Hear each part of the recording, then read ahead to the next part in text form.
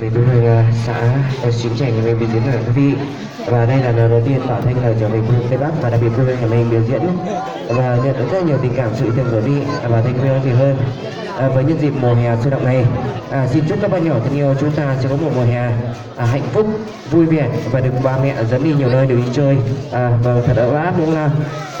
Xin chúc quý vị các nhỏ thân yêu trong buổi tối hôm nay chúng ta luôn luôn có sức khỏe này, rất là niềm vui, thành công, thành đạt và gặp nhiều may mắn trong sống. Một nữa trong quá trình cúi đầu cảm ơn quý vị.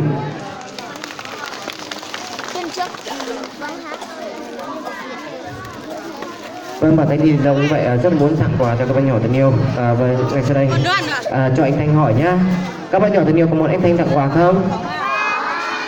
Có không ạ?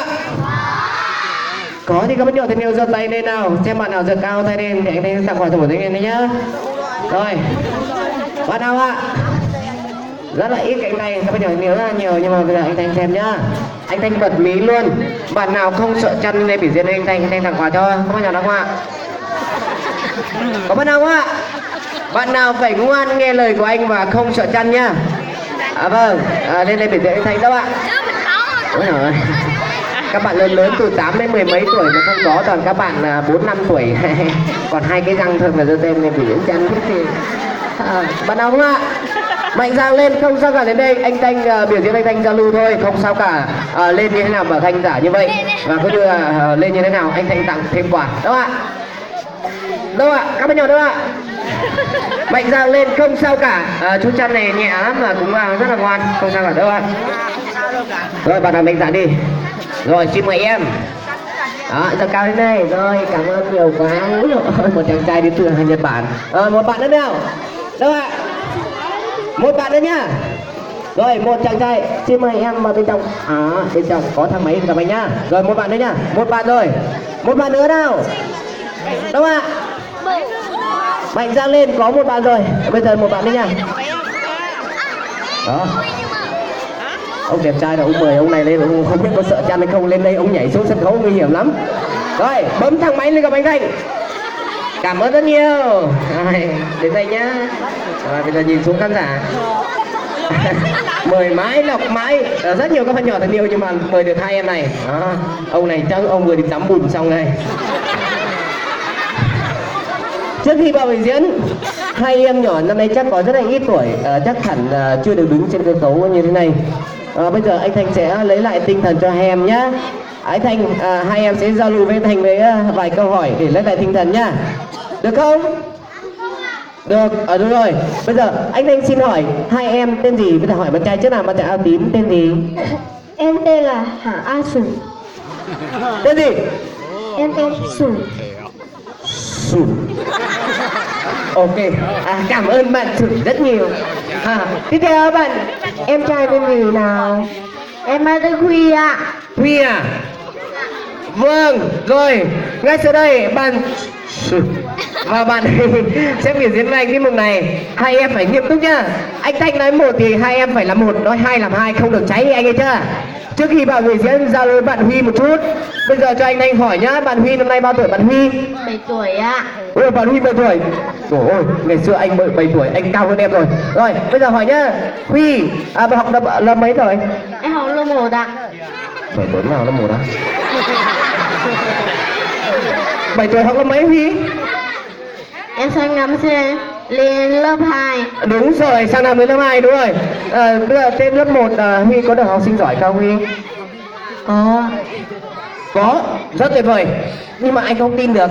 Ông này ông lên đây ông toàn liếc tôi thôi, không biết có ảnh hưởng gì về giới tính không. Đó, nhưng mà ông toàn nhìn tôi không ngắm trai đẹp đó, ngắm gái đẹp bên dưới anh nhìn đâu. Đó, gái đẹp rất là nhiều. Ngắm gái nhá, đừng ngắm anh nhá. Bây giờ cho anh hỏi vài câu đấy nhá. Để anh kiểm tra nhá. Bây giờ Huy trả lời cho anh biết, Huy có gia đình chưa? Có rồi ạ. Đúng rồi. Mấy cái ông đầu trọi răng sún phía trước này. Đó, đầu thì hói, tóc thì ít, răng thì ăn kẹo nhiều quá, còn hai cái răng cười cái gì? Bạn trả lời đúng rồi. Ba mẹ, ông bà, cha mẹ của Huy chính là gia đình của Huy. Tiếp theo nhá.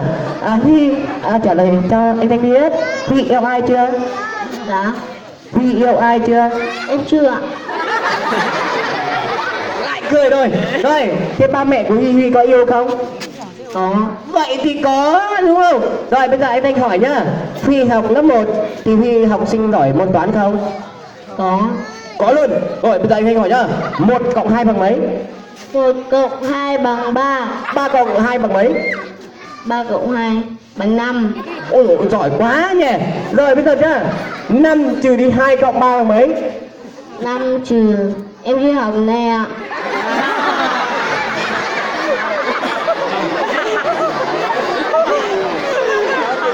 Rồi bạn thì đúng học sinh giỏi có khác. Rất là tuyệt vời. Rồi hai và quý vị các nhà thầy sẽ vỗ tay dành tặng cho hai bạn nhỏ của Huy một tràng thật lớn. Rồi bây giờ hai em đang nghiêm túc nhá. Anh thành công hỏi nữa. Bây giờ hai em khi nào anh đến 3 hai em phải nhắm tận mắt cứng toàn thân câu thí nghe chưa? Nghiêm túc nha. Khi nào anh bảo mở mắt lên nghe chưa? Lát nữa anh thành đã quá chú ý ạ. 1 2 3 nhắm tận mắt cứng toàn thân. Nhắm tận mắt, nhắm tận mắt nào, nhắm chặt mắt lại. Ôi trời, ông này còn biết sang bên này xem ông này nhắm chưa. Rồi nhắm chặt mắt cứng toàn thân nhá, cứng toàn thân, không được cứng cái chỗ này nghe chưa, cứng cái chỗ này nguy hiểm nghe chưa. Rồi tuyệt vời lắm.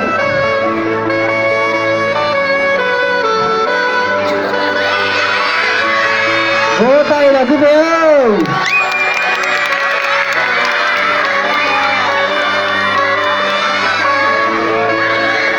Vỗ tay nào quý vị ơi. Với những chân một đoàn rất to. Và quý vị và các bạn theo dõi những chân một đoàn rất to và rất nặng như này.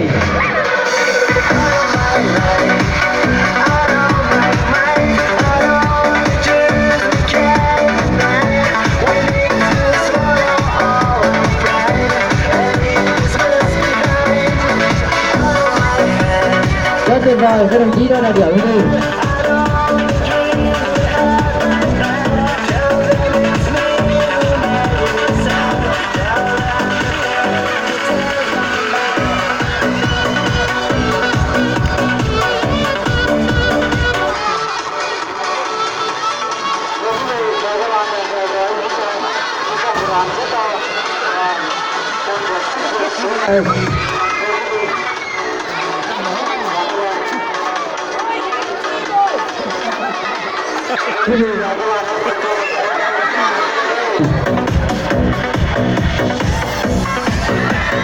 Rồi quý vị và đang theo dõi chương trình của đoàn rất to, rất nặng.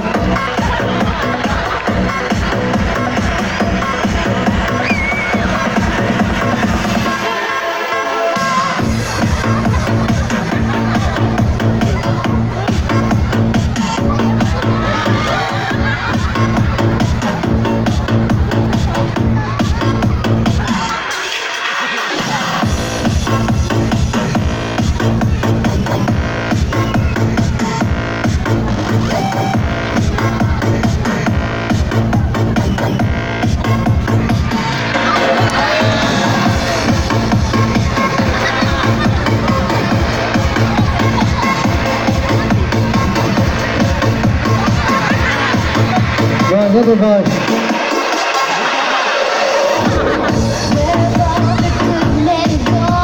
Hai em cứ bình tĩnh một chút.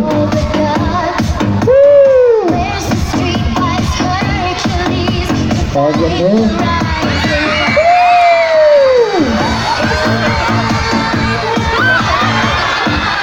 Vỗ tay nào quý vị ơi. Rồi quý vị khán giả theo dõi những trận của đoàn rất to và đoàn thích chi rất tuyệt vời.